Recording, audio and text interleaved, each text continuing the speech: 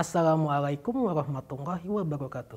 Pemirsa Tawaf TV yang dirahmati Allah Subhanahu wa Ta'ala, dalam Hazanah Timur Tengah ini kita akan membahas tentang peranan masjid di Indonesia dan Timur Tengah. Telah hadir bersama saya seorang narasumber, beliau adalah Bapak Dr. Imam Adarukun MA, Sekretaris Jenderal Pimpinan Pusat Dewan Masjid Indonesia. Assalamualaikum warahmatullahi wabarakatuh, Pak Imam. Waalaikumsalam warahmatullahi wabarakatuh. Apa kabar, Pak? Alhamdulillah. Ya. Alhamdulillah. Baik. Pemirsa, masjid ialah tempat sujud dan rumah Allah Subhanahu wa Ta'ala, Baitullah, yang memiliki peran dan fungsi sangat penting bagi umat Islam, khususnya bagi seorang muslim untuk beribadah kepada Allah Subhanahu wa Ta'ala, baik ibadah mahdoh maupun ibadah ghairah mahdoh. Masjid juga menjadi pusat peradaban umat Islam sejak masa kenabian Rasulullah Muhammad SAW. Bahkan kita mengenal Masjid Nabawi di Madinah, Masjidil Haram di Mekah, dan Masjidil Aqsa di Yerusalem. Nah, Pak Imam, bagaimana melihat peran masjid di Indonesia dan Timur Tengah ini, Pak? Bahkan di dunia. Ya, makasih. Masjid adalah satu institusi yang langsung disebutkan oleh Allah Subhanahu wa Ta'ala sendiri dalam Al-Quran.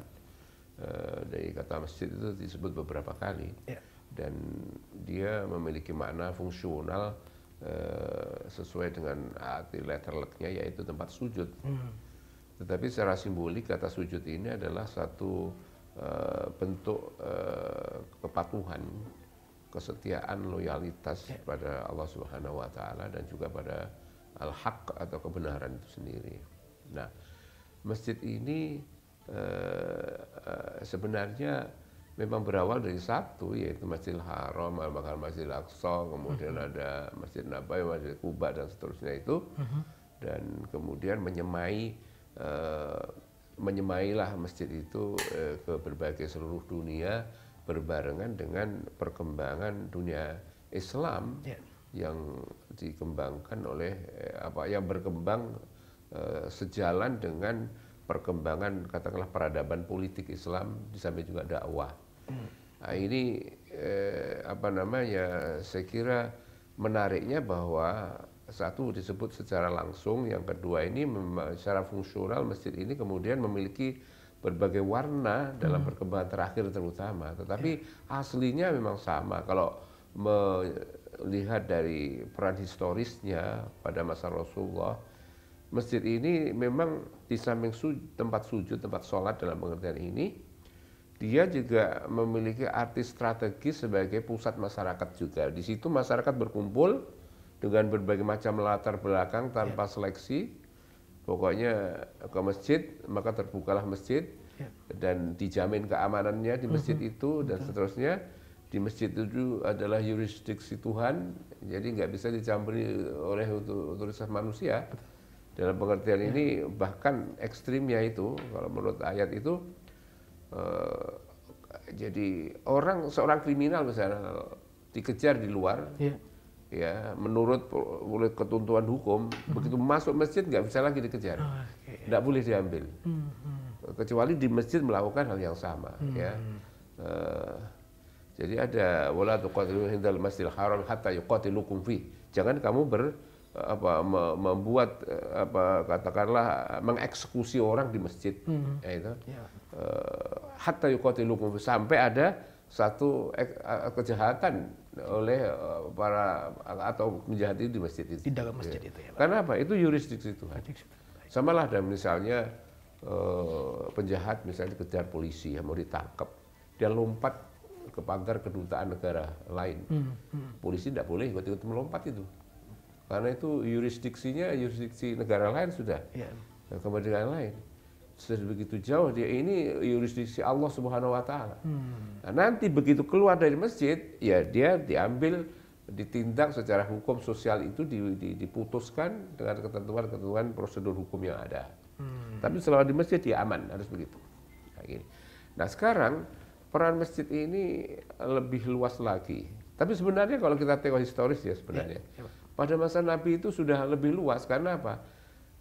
Masjid itu tempat semacam konferensi. Setelah Nabi sholat berjamaah, setelah itu Rasulullah menghadap ke belakang, kemudian ada berbagai macam pertanyaan dari orang-orang jamaah itu berbagai macam urusan, baik itu peribadatan, keimanan, juga sampai urusan-urusan dunia.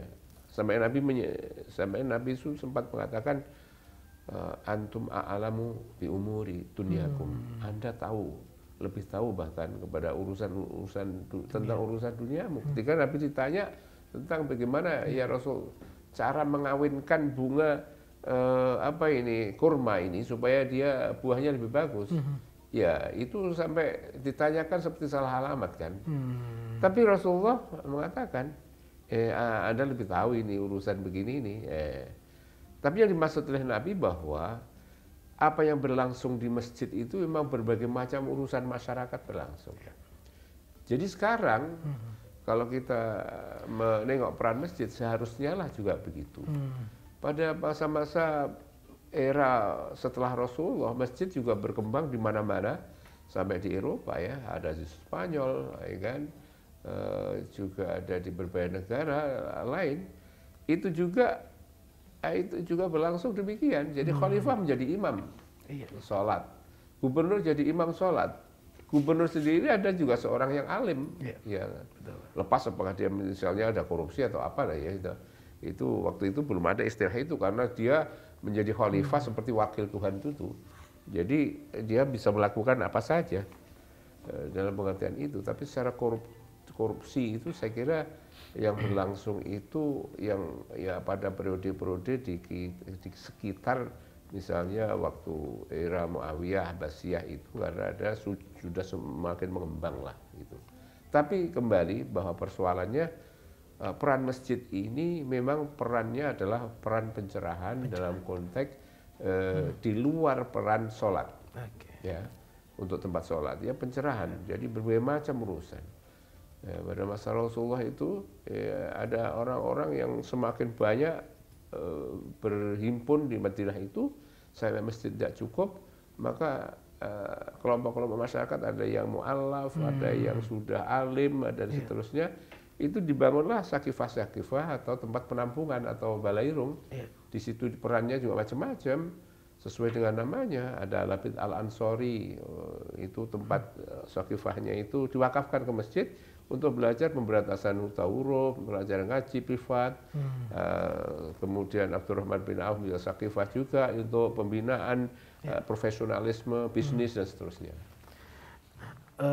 Baik. Pemirsa, tadi kita sudah ikuti keterangan dari Pak Imam Ad-Darqutni tentang peran masjid yang sangat spesial dan transendental bagi umat Islam, khususnya untuk beribadah kepada Allah Subhanahu wa Ta'ala, baik ibadah mahdoh maupun ibadah ghairah mahdoh, dan yang awalnya dari Masjidil Haram, Masjidil Aqsa, kemudian Masjid Kuba berkembang hingga ke Indonesia, Pak Imam ya. Nah, baik pemirsa, kita lanjutkan kembali dialog dalam Khazanah Timur Tengah, tetaplah di Tawaf TV.